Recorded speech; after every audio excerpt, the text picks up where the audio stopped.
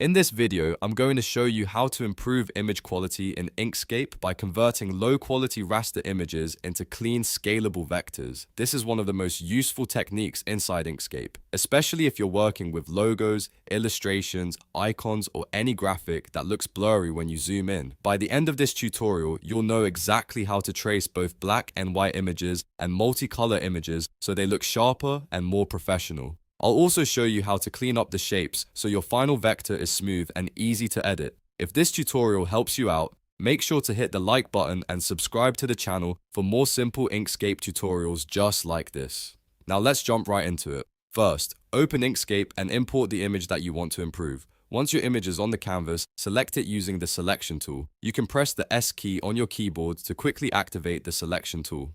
After selecting the image, press Alt plus Shift plus B on your keyboard. This will open the Trace Bitmap panel, which is the main tool in Inkscape used to convert raster images into vector graphics. If your image is black and white, or mostly a single color with strong contrast, go to the Single Scan tab inside the Trace Bitmap panel. Here you'll want to choose the option called Brightness Cutoff. This option detects the light and dark areas of your image and converts them into vector shapes. You'll see a threshold slider that controls how much of the image becomes black or white. Slowly adjust this threshold and watch the preview until the edges of your graphic look sharp and clean. Once the preview looks good, you're ready to create the vector. Now, if your image contains multiple colors, the process is slightly different. Start by selecting the image again and open the Trace Bitmap panel just like before. This time, switch to the Multicolor tab.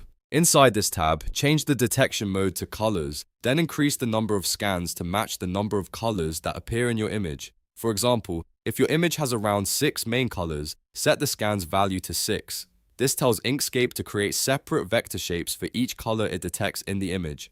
After running a multicolor trace, you may notice that the shapes are stacked on top of each other. To work with them individually, select the trace result and press Ctrl plus Shift plus G to ungroup the layers. This separates the different color shapes so you can edit them one by one. Next, open the Fill and Stroke panel by pressing Ctrl plus Shift plus A. This panel allows you to adjust the colors of the shapes created by the trace. Because trace vectors are often simplified versions of the original image, tweaking the fill colors can make the final design look much cleaner and more accurate. Once your settings are ready, click Apply in the Trace Bitmap panel to generate the vector. The new vector version will appear directly on top of your original image. Move the top object slightly if you want to see the difference between the original and the vector. Then select the vector and press N to activate the Node tool. If the shapes look too complex or jagged, press Ctrl plus L to simplify the path. This reduces the number of nodes and smooths out the edges, giving your graphic a cleaner and more professional appearance.